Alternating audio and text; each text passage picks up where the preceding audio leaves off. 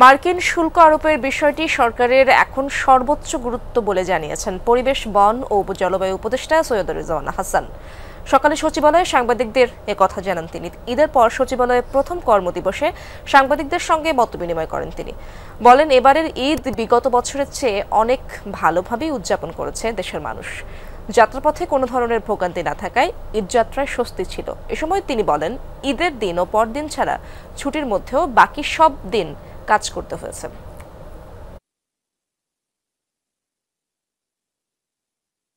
এই মুহূর্তে সরকারকে মার্কিন যুক্তরাষ্ট্রের আরোপিত শুল্ক নিয়ে কথা বলতে হচ্ছে। এই মুহূর্তের প্রায়োরিটি এটা।